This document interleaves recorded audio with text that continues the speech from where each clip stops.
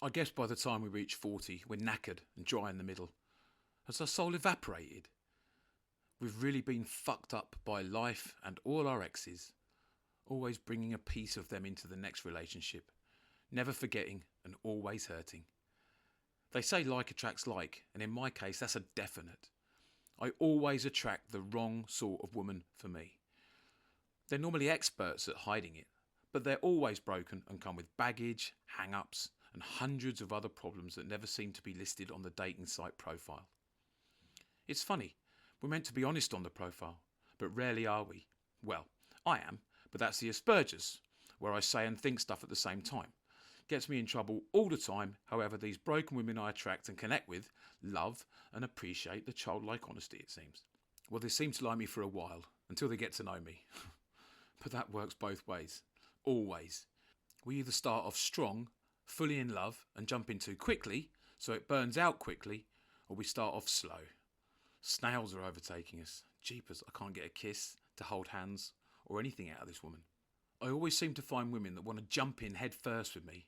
Everything's intense. The sex, the holding hands, and also the arguments. Most of the women I've dated have been on some sort of happy pill or another, and Chanel was no different.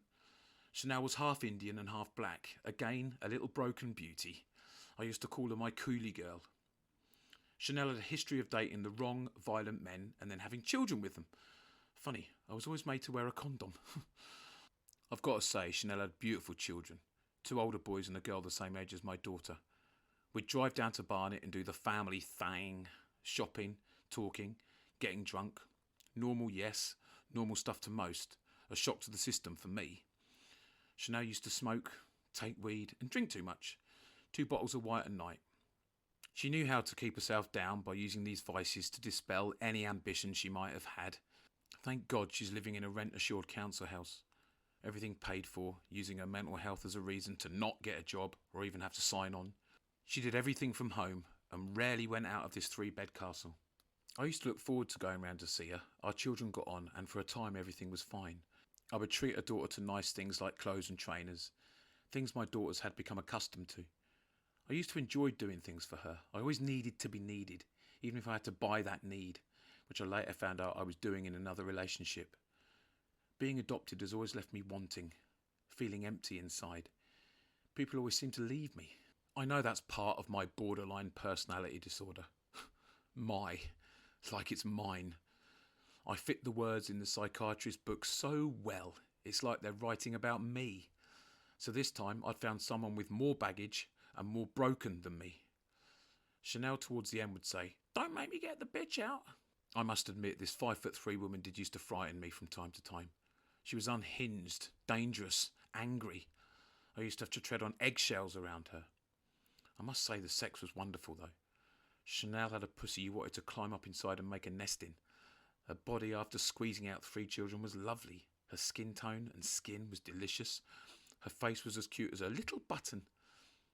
Her temper though. Her temper was something to fear.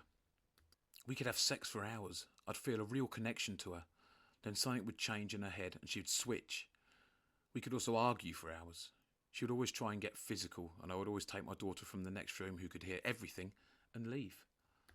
I felt so sorry for her daughter. I always tried to be a father to her.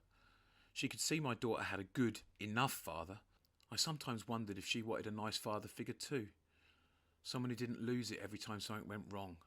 Someone who tried to understand. Someone who loved her consistently. One evening we were watching People Just Do Nothing on BBC. Stoned as fuck on THC.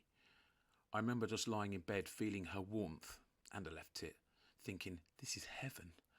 We were just looking up at the ceiling, not saying a word, while our daughters were next door. That night was an epiphany. Well, for the first part of the night it was. We lay there completely calm, in love, happy and warm. Chanel's room was painted in reds and oranges and was always relaxing. Considering she never had any money, she had a 4-poster bed and a great sound system in her room. Her wardrobes were full of beautiful clothes. Chanel was a real Londoner and would always be wearing a baseball cap. She looked great in hats. Fucking sexy. So this night we're lying there all happy. I say something, can't remember what. Then Chanel erupts. "You fucking what?" I couldn't believe what I was seeing. How dare you come round my house and say that to me? What did I say? I said. You fucking know. Now my heart's racing at 100 miles an hour. I know the children can hear this rubbish. I'd been in situations before like this and they never end well for me. The police get called by the woman. They come round, see the woman crying, see all 6 foot of me and assume the man's done something wrong. If you try and disagree with them in any way, you just end up getting arrested. And even if you don't disagree with them, you end up getting arrested too. Been there, done that. My ex-wife put me in prison for 7 nights. That was scary enough.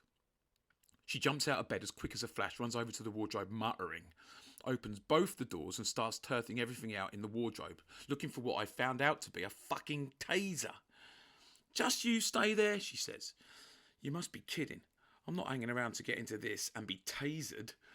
Who the hell owns a taser? They're illegal, right? Why would you have one? Come to think of it, she had a knife down the side of her bed also. Now it's coming back to me. I stood there in disbelief. She was actually asking me to stay still while she found a weapon to electrocute me with. You what? I calmly walk into the other room. I'm drunk and high, but still able to feel and communicate. Melody, we're going. My daughter already was saying goodbye to Chanel's daughter. She'd witnessed this behaviour before. Well, we all had, so she was ready to leave. I never went back. I have those booty call moments where I thought a quick drive to Barnet was worth a shag. Then thought better of it and watched some porn. I get a call from Chanel once every 2 years. She tells me about her latest boyfriend, how he seems to hate me, and how they've just had an argument and what should she do. I don't even have her number. She withholds hers when she calls me to complain about her life. I always tell her to leave the boyfriend. She never does. I always ask her back out. She never does.